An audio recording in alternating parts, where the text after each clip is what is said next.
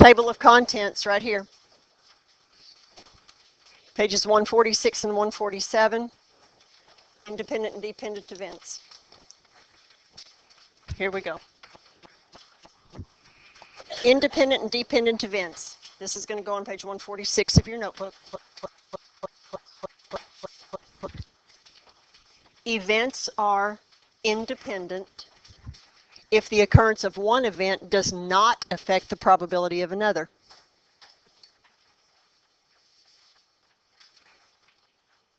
It's like you spinning a spinner has no bearing or no effect on you rolling a dice. You picking a pair of blue jeans has no effect on the shirt you pick. Yeah, it does because they got a match, but just pretend. Just pretend. All right.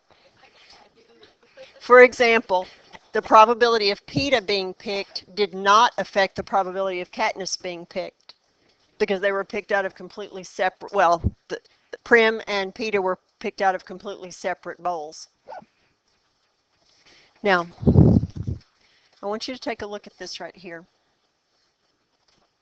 If A and B are independent events, meaning one has nothing to do with the other, then the way you find the probability of both of them happening, for instance, spinning a red on a spinner and rolling a 1 on a dice. They have nothing to do with each other. The way you find what is the probability of me getting a red on my spinner and rolling a 2 on my dice, you would find the probability of one and the probability of the other and multiply them together. Doing independent events is real easy. Now let's look down here. Notice we got 3 spinners, one for boys, one for girls, and one for animals. How many choices do we have under the boys? 6. Girls, 5. Animals, 3. What's a tracker jacker? Huh? Oh. Okay then. How many outcomes are possible when you spin all 3 spinners? Now notice it says hint, use the counting principle. How many outcomes do you have for the boys? 6 times. How many do you have for the boys? Girls. And then how many times do you have for the animals? That's right, 30 times 3, which is 90. So there are 90 different outcomes. You could have Peta, Foxface, and Jabberjay. You could have Peta, Foxface, and Mockingjay. You could have Peta, Foxface, and Tracker Jackers. We could go through that 90 times. Yeah, gentlemen. All right. If you made a tree diagram showing all of these outcomes, how many branches would show landing on Peta, Foxface, and Mockingjay? How many of those branches, if we made boys, girls, animals, so we did Marvel, Peta, blah, blah, blah, and then under each of those we put all 5 girls, and then under each of all those 5 girls we put each of the animals. How many branches would have Peta, and then Foxface, and then Mockingjay? Only 1. Only 1. Now, I want you to look at the way this is written. The probability of Peta, Katniss. That means what's the probability of spinning Peta and spinning Katniss? Now, does one have anything to do with the other? No, because they're separate spinners.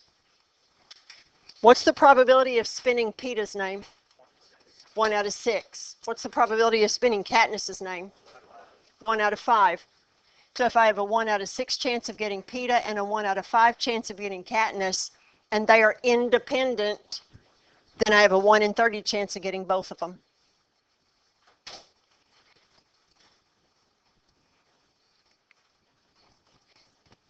Number 4, what's the probability of spinning a boy on the first spinner and spinning a girl on the second spinner? 100%, which would be 1. 1 means a guarantee, doesn't it? Now look at number 5. What's the probability that the first spinner lands on a name that ends with H, and that the second spinner ends on a name that has two vowels. So let's look at the ends with H. What are they? Thresh and Hamish. So what's the probability of getting an end with H? 2 out of 6 or 1 out of 3. And that the girl's name has two vowels. A-E-I-O-U. Two.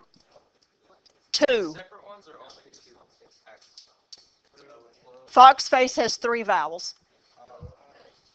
Glimmer has 2 vowels. All except Foxface? So 4 out of 5. Which is 4 out of 15.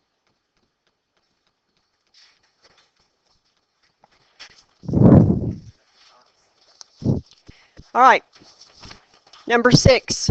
What is the probability that the first name you land on, which is a boy, ends with a consonant? A consonant is not a vowel. So it's not A, E, I, O, or U. So you say 5? 4 out of 6? Or you could write 2/3. And what's the probability of getting Rue? 1 in 5. 4 over 30 simplifies to 2 out of 15. So you have 2 chances in 15 that you would get that match. A third spinner is now added. Write the expression and find the probability of each event. What's the probability of spinning Peta and Katniss and Mockingjay? What's the probability of spinning Peta?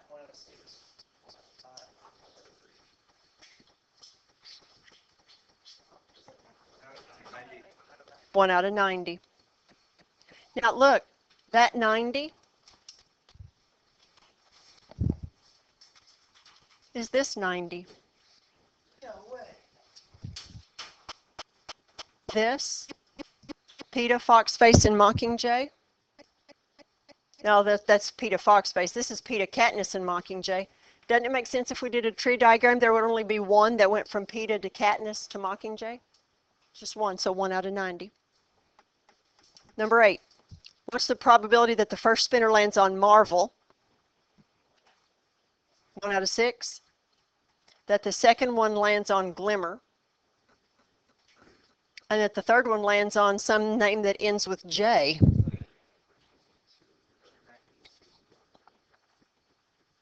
Two over 90, which equals 1 over 45. Remember, that means 1 chance in 45. 1 chance in 45. What about the last one? These are theoretical. That's exactly right. These are theoretical probabilities. These are what should happen. What's the probability that the first name is not Thresh? 5 out of 6. Not Rue. 4 out of 5. And not Tracker Jackers.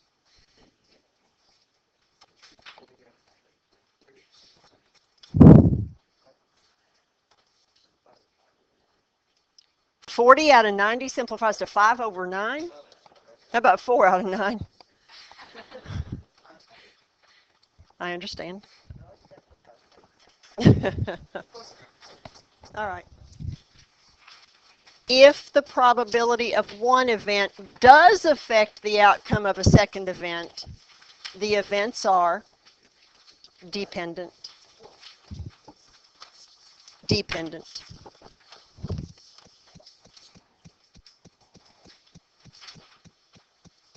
Now I had to sit down with Miss Ulaga about some of this because I was pretty confused about notation, about how to write some things. So let's just take a look here. If A and B are dependent events. Now look at this, because this just looks totally weird. The probability of both of them happening is the probability of the first one happening times, now look at that. That says the probability of B given A. What?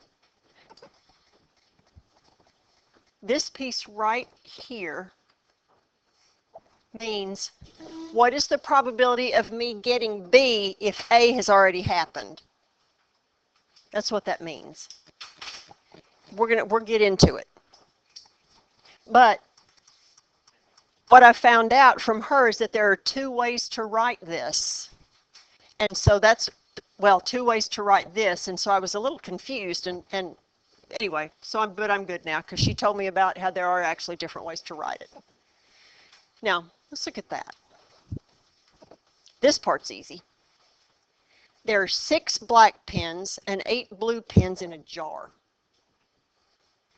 Plutarch takes a pen without looking, and then he takes another pen without replacing the first one. What is the probability he will get a black pen, then a blue pen? You got any ideas? All right, how many pens are in the jar? 14. What is the probability that he gets a black pen first? He reaches in there the first time and pulls out a black pen. 6 out of 14.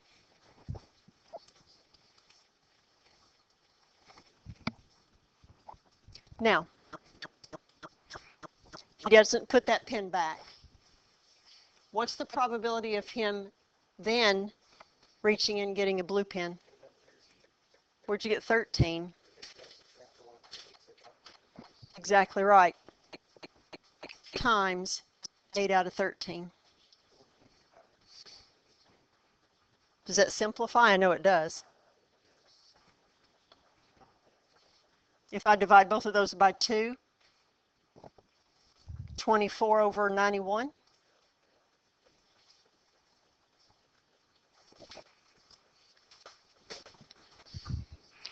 It is. And this right here, I think, makes it just sound really hard. But here's what this piece right here,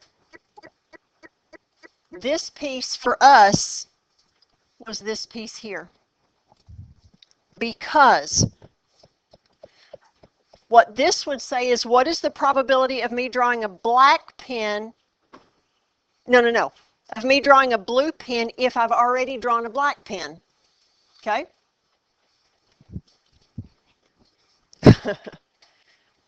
So let's just go through this. The probability, if A was a black pen and B was a blue pen,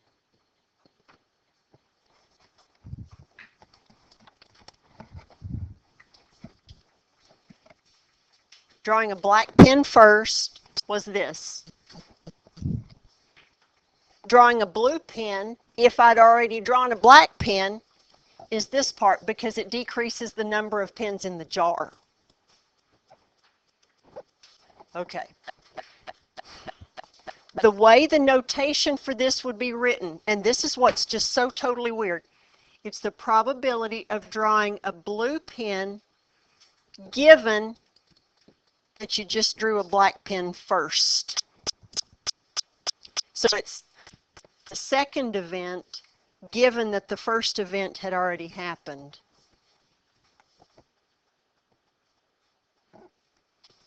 So what you have to pay attention to when you see this notation, this bar here means given. And it means what is the probability of drawing a blue one if I know a black one was already drawn and not put back. Now, this part here means the same darn thing using a comma. Since Miss Ulaga writes our tests and quizzes and she likes this better, I'm going to assume she's doing a comma. Okay? And when it's written this way, the first event comes first, the second event comes second. It's easier to understand done this way. So let's just talk about writing a few of these. Mags places the 7 cards above in a box. She draws 1 card, does not put it back, and then draws another card. Are those events dependent or independent? Why dependent? Why does the second event depend on the first? That's right. That's right. Whatever happens the first time affects the second time because there aren't as many cards in the box. So, write both the expression and the answer. What is the probability of me drawing an N? 2 out of 7. Write that down. Times. If I've already done this, what is the probability of me drawing an N? Why 1 out of 6? Good. Because I would only have 1 N left, and I'd only have 6 cards left. What's that in simplest form? 2 out of 42, which simplifies 2. Good.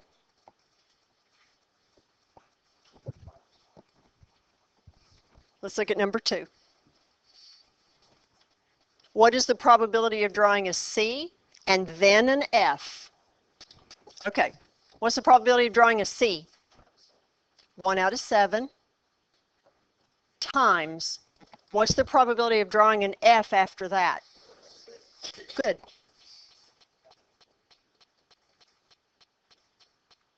Now, as Jacob said a little bit ago, these are theoretical probabilities because it's what should happen.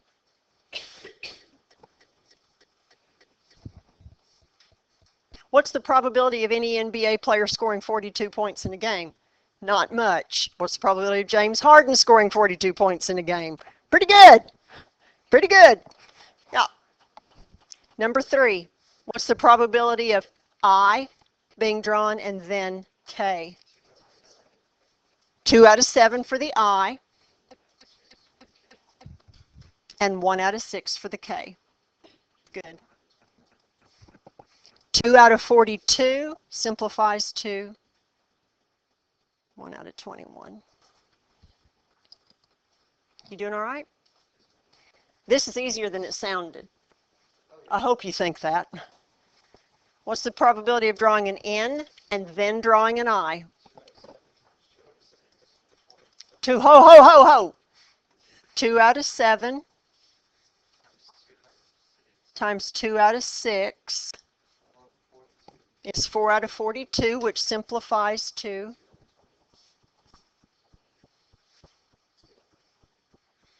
'Is Jacob going too fast? Okay, Jacob, you can't answer this one. The only one I was looking for. What's the probability of drawing an N? 2 out of 7. Because I have no idea. What's the probability of not drawing a K after that? 5 out of 6. 10 over 42, which simplifies to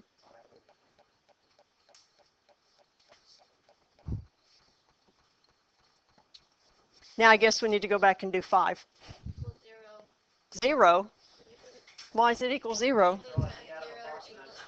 Oh, it's not a D. But we're going to write this down anyway. What's the probability of drawing a C? So you got 1 out of 7 times 0 out of 7. Times 0 out of 6. Yeah.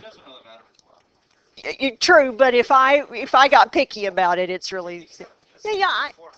I know. I hear you.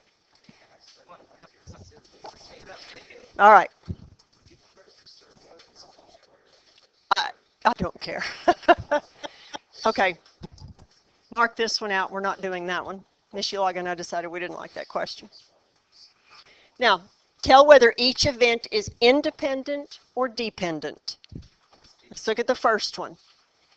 And assume that that Hamish has no fashion sense and he's colorblind.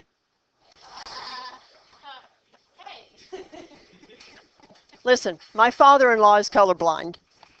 And so for the whole time he worked professionally as a doctor, he always wore slacks, a dress shirt, and a tie. Well, what my mother-in-law did for 42 years, she would put hangers together, and it would have a pair of pants, a shirt, and a tie. That worked. So all he had to do was reach in and get a hanger, and he knew that whatever was on that hanger worked together. I know, isn't that sweet? I know. Do what? Yeah, right, right. Okay, so Hamish selecting a sweater and selecting a pair of pants. Dependent or independent? Independent. Just put an I.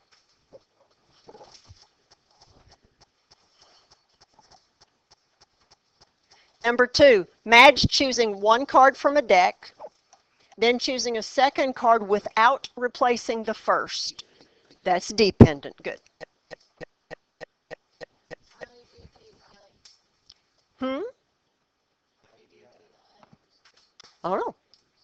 Number 3, Gail's wallet contains 2 $5 bills, 2 $10 bills, and 3 $20 bills. 2 bills are selected without the first one being replaced. Dependent.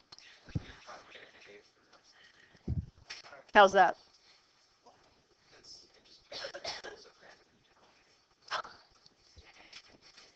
All right, number 4. Alma Coin rolls 2 die. Independent, why? Because what you get on one has no influence on what you get on the other one.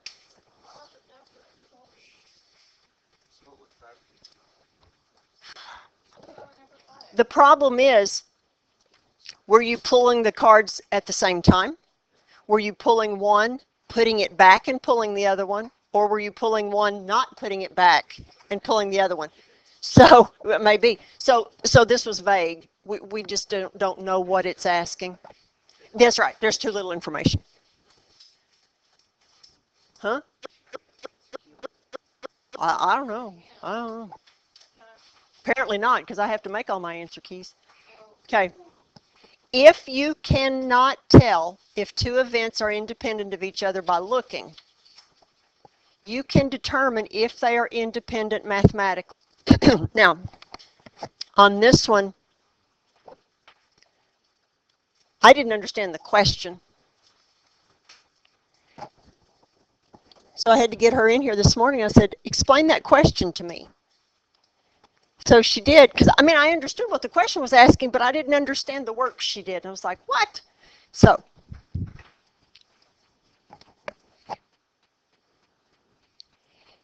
is the probability of a left-handed person playing a musical instrument greater than a right-handed player playing an instrument? Are those independent or dependent? Being left-handed and playing a musical instrument? Being right-handed and playing a musical instrument?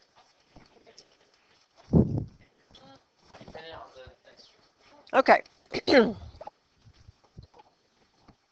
A student wants to know if right-handed people are more likely to play a musical instrument than left-handed people.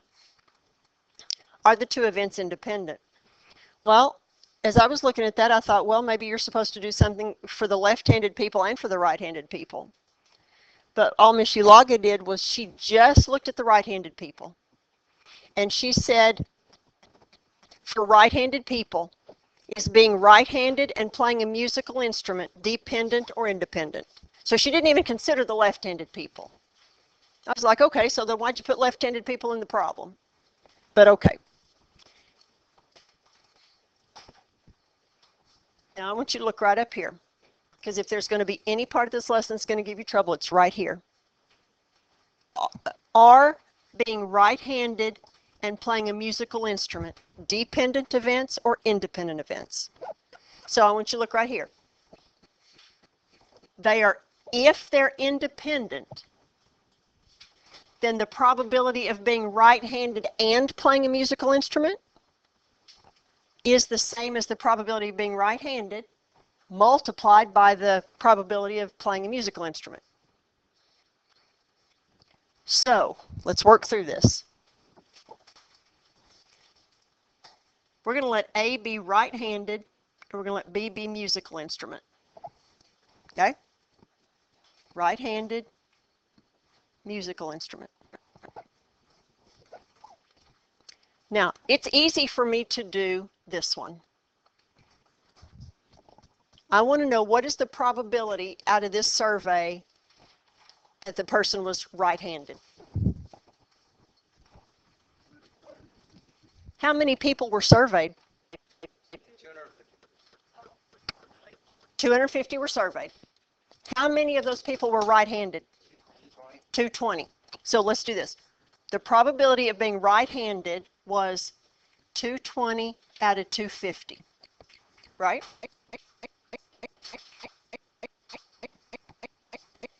Times, what's the probability of playing a musical instrument? Now, can you look at that and determine just playing a musical instrument? I don't care what hands you write with. How many students played a musical instrument? 50 out of how many were surveyed?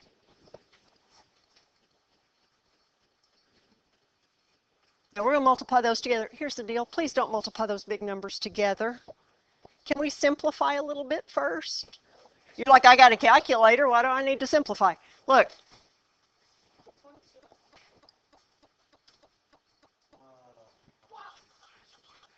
Divided by 10. Yeah. But what could this 5 over 25 also simplify to? Yeah. So really this is 22 over 25 times 1/5. So that's 22 out of, now I want you to change that to a percentage.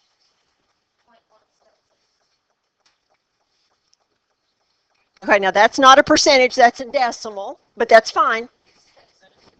Okay, so that's about 17.6%. Now, so what did we just find? The percentage probability that someone's, the probability of being right-handed times the probability of playing a musical instrument. Now, doing it this way, did the hands you played with, the hands you wrote with and the musical instrument, whether you played or not, did they influence each other here? No. Now, let's look at this. The probability that they both happen, right-handed and musical instrument. Can you look on that chart and find the number of people who were both right-handed and played a musical instrument? 44. Out of how many people? 250. 44 divided by, no, out of all the people. All the people. Change that to a percentage.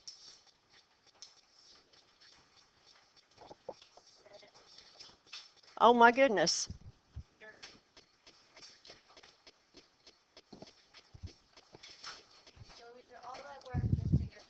Well, so what's the question?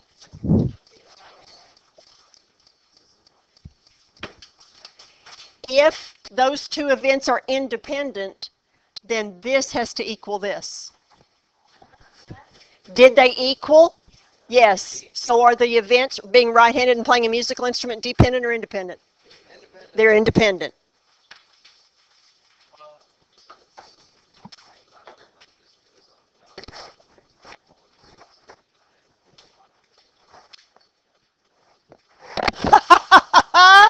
You're right.